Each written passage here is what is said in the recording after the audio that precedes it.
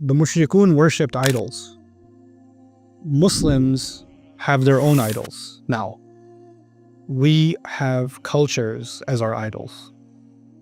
And our cultures have their own list of halal and haram that is different from Allah's list of halal and haram.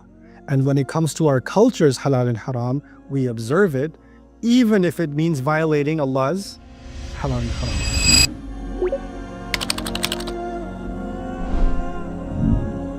This video is a short snippet from our deeper look of Surah Al-Ma'arij, which is now available to watch in full only on Bayyinah TV. Learn about this surah and many others in the deeper look section of the app. This is a really amazing way to describe Judgment Day, because this is Allah's way of telling us pleasing people doesn't matter. This is Allah's way of telling us that. So many of our decisions are because the family said so.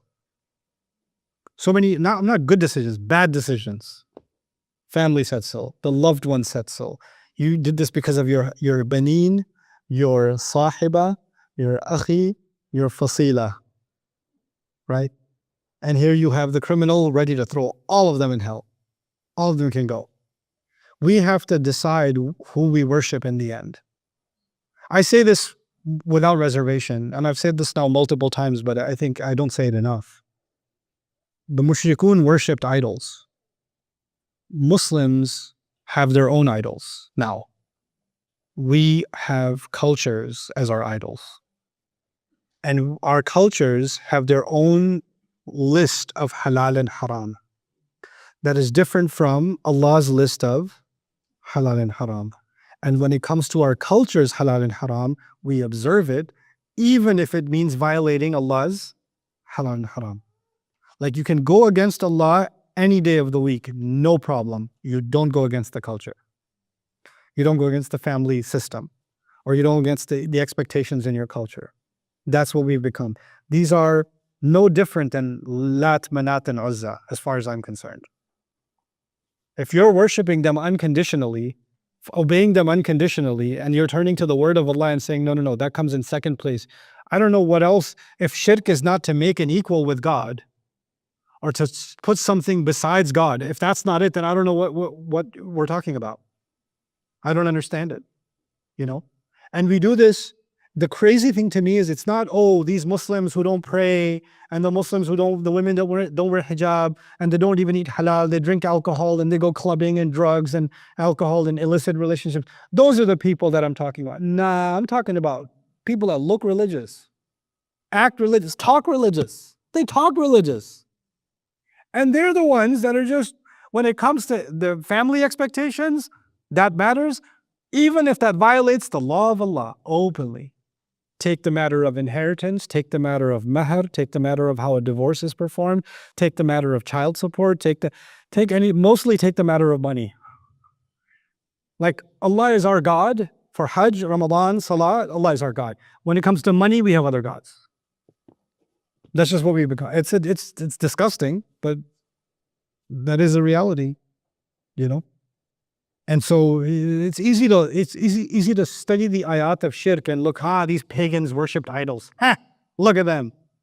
Without looking at the filthy idols we've created, and we're not even batting an eye over them. Don't even think about it. Don't even think about it. It's all good, وَفَصِيلَتِهِ الَّتِي تُؤْوِيهِ.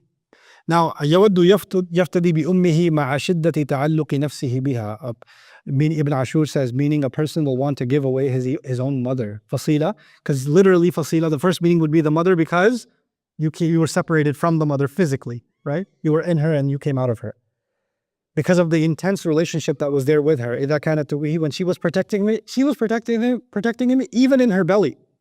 فإيثار لفظ فصيلته وفعل تؤويه هنا من إيجاز القرآن وإعجازه ليشمل هذه المعاني. And using the word fasila and then using the word awa. Awa means to give a refuge inside of a cave, To combine both of these meanings is one of the most beautiful literary constructions in the Quran, where both of these meanings, meaning the one that protected you and you separated from, but even when you separated from her, she put you in another protection. She constantly tried to protect you, and your elders constantly tried to protect you.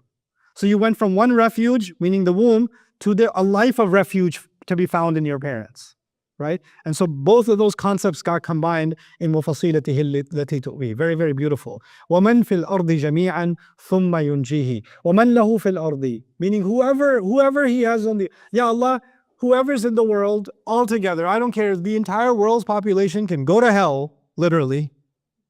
Just let me go. Guys, please let me go. I offer you the planet. Like he literally says, baby, no, not good. Okay, the wife, brother, okay, my family, not good. Okay, take everyone, just take everyone. وَمَنْ فِي الْأَرْضِ جَمِيعًا وَمَنْ لَهُ فِي الْأَرْضِ مِمَّا يَعِزُّ عَلَيْهِ مِنْ أَخِلَّاءِ وَقَرَابَةٍ وَنَفَائِسِ الْأَمْوَالِ. Actually, Ibn Ashur even argued here that he's not just offering people, he's offering stuff too. You can take my house now. You can take my money now. Just I'll sign over the business. I'll do it.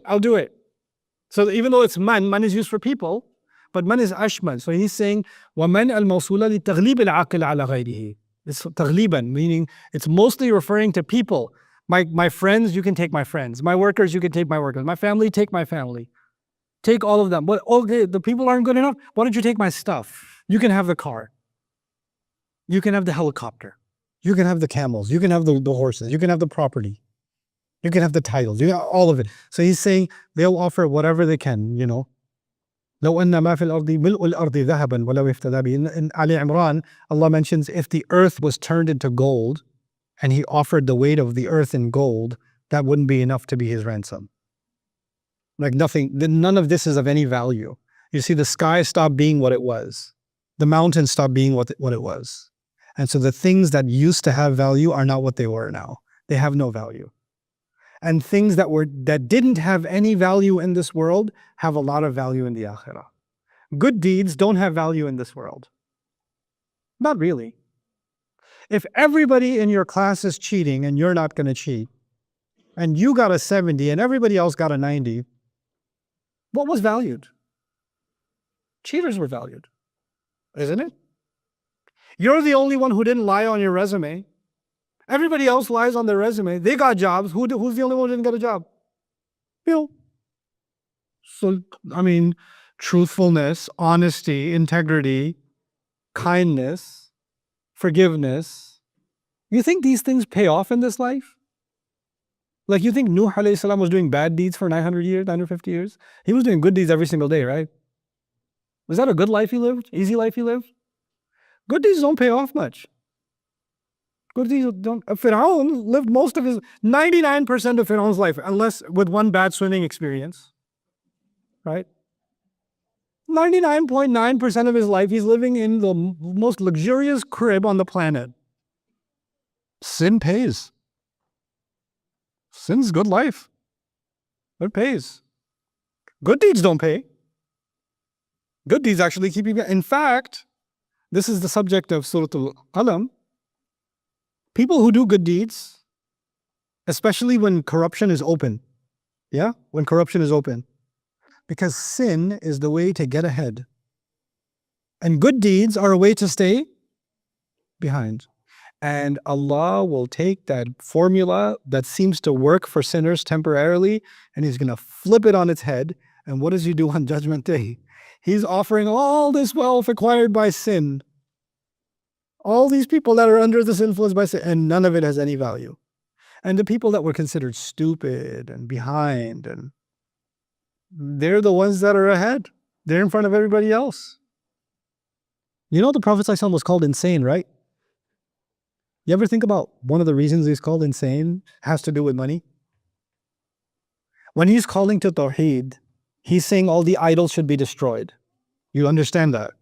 If the idols are destroyed, the Quraysh lose their affiliation with all the tribes in the region, because all those tribes keep their idols where? At the Kaaba. So they make enemies with all the tribes. They fall into a political problem. Then nobody will come to visit the Kaaba, because the only reason they come to visit the Kaaba is what? For the weather? They come for their idols. If you destroy the idols, that, the Banu Khuza'ah will stop coming. And then, the people from Taif will stop coming.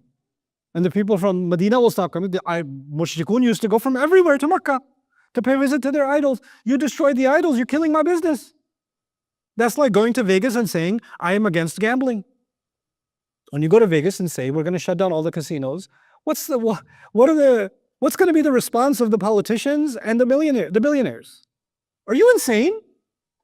Look at the roads we build. Look at the hospitals we build. Look at the education. We have free college education for anybody who gets over an 85% in Nevada, in the state of Nevada. Where did that money come from? Where did all of it come from? It came from the casinos. You want to shut down are you insane? This is how we survive. And by the way, if we shut them down, we're going to make some very powerful people very angry. They're all going to kill us. This is insane. So when the Rasul is calling for Tawheed, according to the business people and according to the politicians, that's insanity. That's crazy. The only thing that matters in this life is power, people under your influence, money. That's what matters. And Judgment Day comes, and he says, well, if this is the only currency I know, that's all I can offer. So he says, وَمَنْ فِي الْأَرْضِ جَمِيعًا, and whatever he has underneath, anything he wants, any property he had, any good he had, he wants to give away. ثُمَّ يُنْجِي, just let me be saved. Just allow me to be saved. Hey guys, you just watched a small clip of me explaining the Quran in depth as part of the Deeper Look series. Studying the Quran in depth can seem like a really intimidating thing that's only meant for scholars. Our job at Bayyinah is to make deeper study of the Quran accessible and easy for all of you. So take us up on that challenge. Join us for this study, the Deeper Look of the Quran, for this surah and many other surahs on BayyinahTV.com under the Deeper Look section.